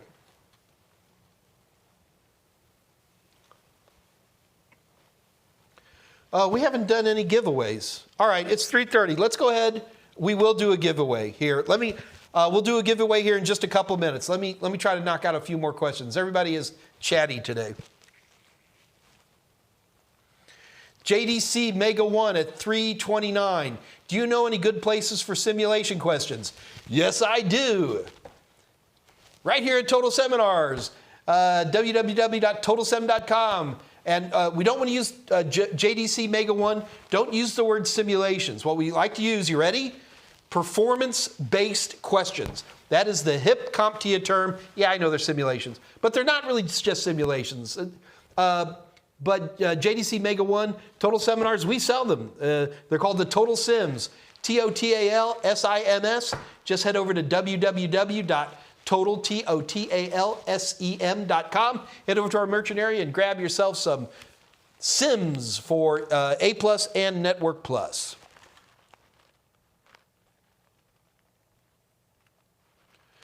Nada D. Check out Blood Type Diet and get a nutritionist advice. Nada, you have no idea how much money I've spent on professionals to keep me from shoving sandwiches in my mouth. Patricia Grace. Give Terrence a call. Patricia Grace, how in the hell do you know who Terrence is? This is Twilight Zone. So guys, just so you know, at 3:27, my buddy Patricia Grace says, give Terrence a call. Terrence was my personal trainer for a couple of years. Patricia, how do you know that? Just before that, David Mohan. Mike would be a great coach for any sport. Yeah, I would be, David, that's for sure. Nerf Oreos. Oh man, I love smoking. I still miss it. Nerf Oreos, I miss it too. I quit smoking ages ago, and I still find myself, somebody's walking past me and they got a little whiff going. I'm just like, ooh. 326, in over my head as usual. Better chow at Air Force bases. Gosh, I have to agree. I've eaten at a lot of different military bases all over the world. And I got to agree, Air Force, man, they have some amazing food. Last one, I ate at the U.S. Military Academy there in Colorado Springs, Colorado. And yeah, and this is the big mass production. This isn't like fancy. They feed everybody really well, just good food. So I'm not going to argue.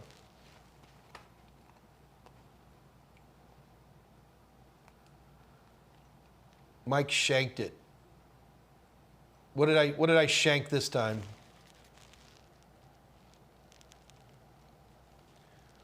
Tolowit, Kaneohe Bay is the home of the Marines here. Yes, Tolowit, I know.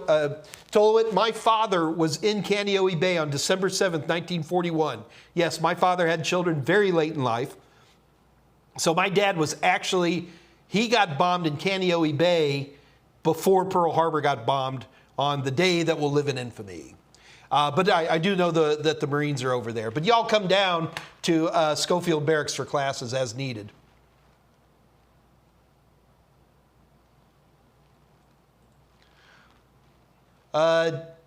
Yeah. Okay, we got a lot of @ signs going on here. All right, I think, give Terrence a call. Patricia, you're going to have to tell me how you know Terrence. All right, let's go ahead and do, let's do a competition. So here's how competitions work here, folks. Rule number 1, these competitions are not fair in any way, shape, or form. So if I say somebody won, they won. So that's rule number 1.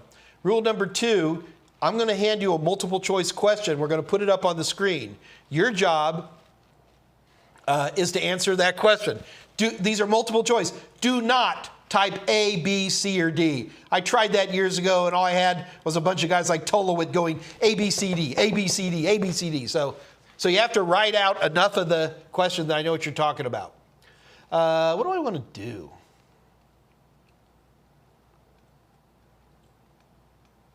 Do you guys want to try something hard, like a CYSA question? No, let's not do that. That's not fair. IT fundamentals is just too easy. All right, I'm going to go with Network Plus. So let me, I am scrolling through the test stuff, and I am looking for, here we go. So we're going to do a Net Plus question.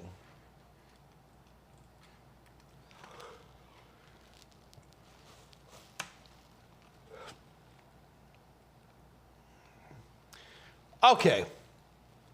This is a good one. You guys ready? All right, here we go. All right, let me make sure I know where I'm at. We're at 329.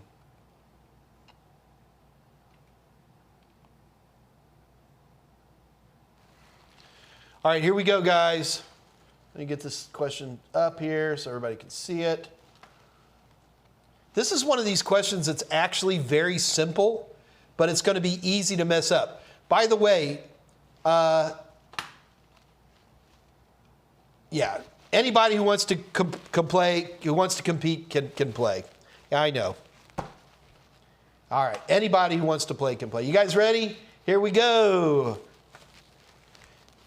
Let me make that a little bit bigger so you guys can read it. There we go. June needs to copy a file from one server to another securely. Which protocol should she use? Select 2.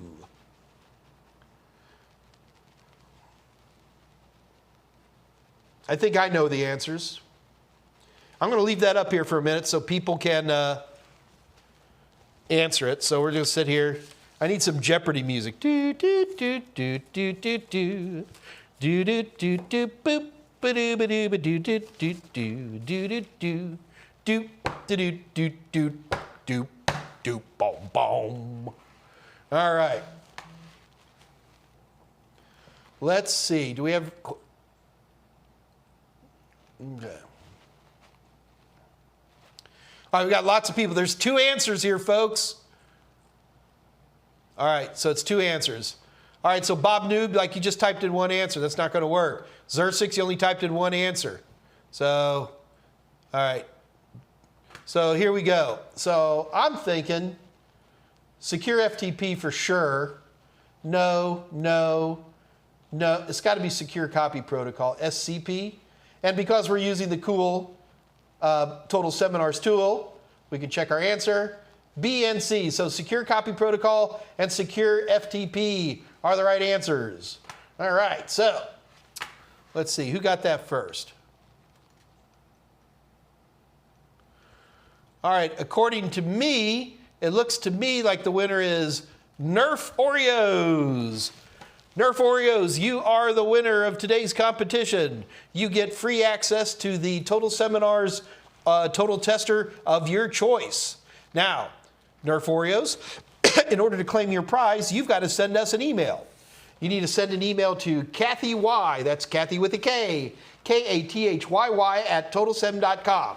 Nerf Oreos, make sure you put the name Nerf Oreos in the email, okay? And then tell Kathy which practice exam you wish to have. So just send her an email and you will be the winner. And if you're not Nerf Oreos, don't bother sending them because we have ways of checking these things, you know. So don't even bother. But anyway, congratulations to you, Nerf Oreos. And again, it is, as always, completely unfair.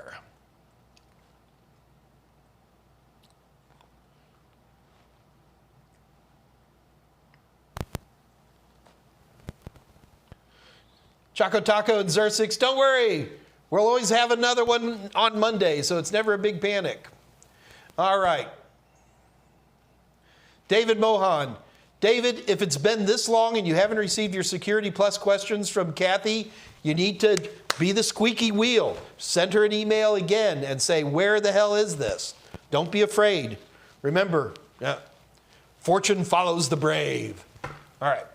So, yeah, David, if you're still waiting for stuff, it's been at least 3 weeks. You need to be sending Kathy another email and cracking the whip. Guys, I'm sorry, we're a little mom and pop shop. We're not a big organization. So COVIDs and vacations and things like that affect our ability to do things on as timely a basis as we'd like.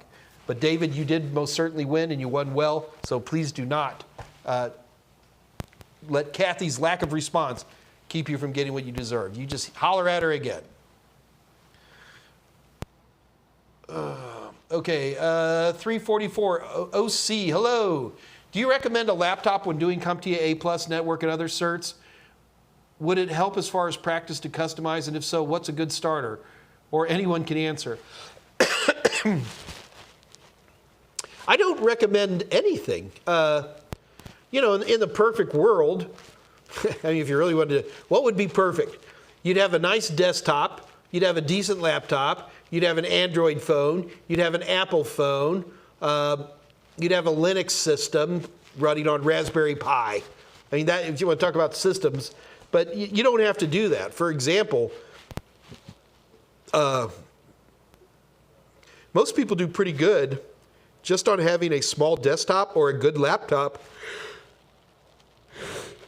that has running Windows 10 and then have a couple of virtual machines on there, particularly a Linux machine. Master 25, how do I renew my certs? Master 25, the big thing that, so I'm assuming you're talking about CompTIA certs. So, I'm sorry, Master 25, I'm distracted. Am I doing mixed metaphors? How do I renew my certs? So you're talking about CompTIA certs. Number one, the first time you take any CompTIA certification, you will have a CompID number, CompTIA number, a membership ID number. You keep that number. And anytime you take any certification from there on in, as part of the registration process, let's say you got an A+, so now you're going to take the Net Plus. There is a place where you type in your membership number. In fact, if you type in the membership number while you're registering, they'll type that in and they'll have all of your information. When you have that membership number tied in, now when you take the Net Plus, it'll be on there as well. So when you want to renew your certs, well, you can always just retake the exam. I'm not a big fan of that, to be honest with you. There are, you can do continuing education. Most conferences, stuff like that, will provide some degree of that. But the other thing I'm going to ask you to consider is don't renew your certs. I would rather see you, instead of retaking A+, I'd rather see you going in, getting into, I don't know, ISC squared, or going into Cisco, or going into Microsoft, or going into cloud, or going into wireless professional, or something like that, as opposed to just retaking these older certs. You should be moving forward. Now listen, if you've got the kind of job where you're working at that level, then sure, go get renewed. There's nothing wrong with that. But consider the fact that maybe you don't need to get renewed. You're moving on to bigger and better and higher paying certs. David Mohan, can CertMaster be used in Europe? CertMaster is a competitor of mine, and I don't know is the right answer, but you'd have to contact those guys directly. Martin Stark at 346. I'm stressing about my Core 2 exam. I have my exam on the 18th of this month. I've been studying a lot, but I still need some advice. What would you recommend I do? Martin, the most important thing you can do is mellow out. Be cool, fool. Do not let yourself get wound up. The number one reason that people fail certification exams, I'm not talking about IT exams, I'm not talking about CompTIA exams, I'm talking about anything from nursing to real estate to whatever it is. The number one reason people fail is test anxiety. What's that line from Dune? Remember when he sticks his hand in the box in the movie Dune? Fear is the mind killer, or whatever he said. I love Dune. Sorry, guys. I'll make Dune quotes all day long. So number one thing I'm going to tell you, Martin, is mellow out. Be comfortable. Know that you're well trained. Because, Martin, you know what the number two reason is people fail? Well, this is CompTIA certifications. The number two reason people fail is they know too much. Most people tend to overstudy, not understudy. And they get to the point where they've got this down to the point where they'll sit there and they go, oh, I know the answer to that. That's B, but the question's different, or whatever it might be. Or they'll sit there and look at it and they go, well, 2 plus 2 can equal 5 for extremely large values of 2. It's because you know too much, right? Keep it simple, stupid. KISS. And so that's the biggest thing. So, Martin, mellow. Martin, the other thing you do, trust your practice questions. Martin, I am very much hoping that you're working on practice questions. It's the 18th. You got a week, all right? Of course, I always think my practice question is the absolute best. However, hold on a minute. This just in.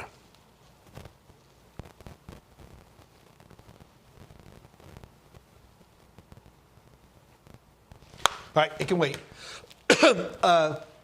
But you should just be doing practice questions in this week, and that's about it. But seriously, Martin, just be mellow.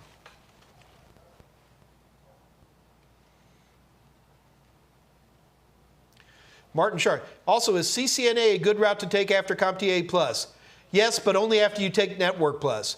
Martin, you probably, if you take A Plus, you ought to take Network Plus. Network Plus is, I often say, it's the most important certification you'll never need. And lots of people call for it. The reason I say that, Martin, is because it's very vendor neutral. If you want to learn DNS, if you want to learn DHCP, if you want to learn VLANs, if you want to learn wireless, learn it first from CompTIA because they're vendor neutral. You want to learn DNS from Microsoft, you're going to be going in Active Directory, DNS-enabled zones and stuff like that that's weird. So take Network Plus. You got A Plus, get Network Plus.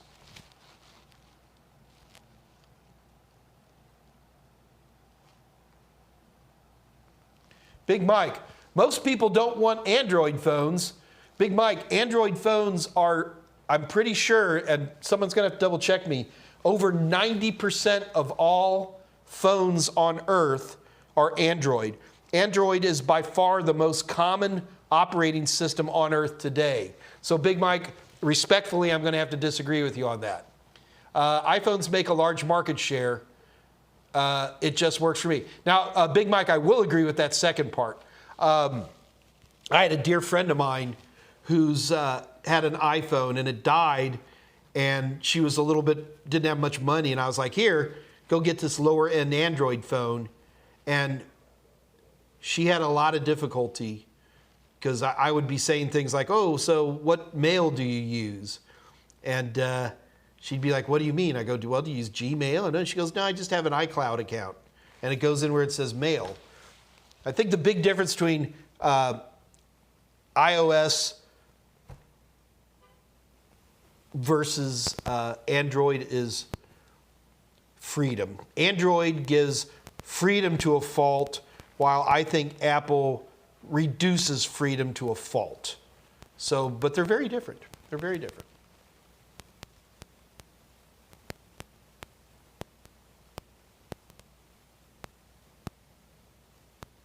Nerf Oreos. Cisco router switch configs are scary. Nerf Oreos, they are. But I got to tell you, one of the things that, like for example, if you want to go for your CCNA, let's just say that. That's actually fairly easy to self-study for. What you got to do is go on eBay. And what you'll find on eBay are all of these self-study kits. And what they are is just some guy put together some routers and switches with the right kind of cabling to interconnect everything. And then they pass their CCNA, so they just want to sell this stuff. So you can usually get thousands of dollars worth of routers for a few $100 because, well, they're going to be older, right? You understand? They're not going to be super cutting edge. But they'll have whatever is necessary to pass the ICND1 and ICND2 or whatever Cisco's calling it this week for a very low price. You end up with all these switches and routers. It's a pretty cool thing.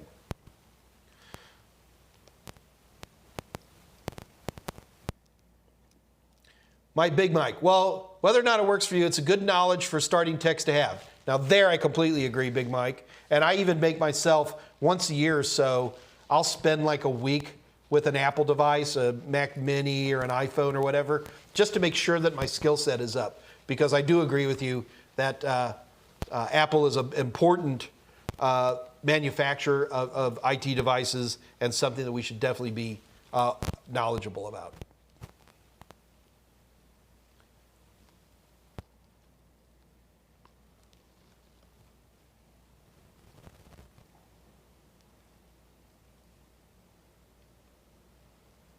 Okay, so Scott Jernigan says Android has a 75%. Okay.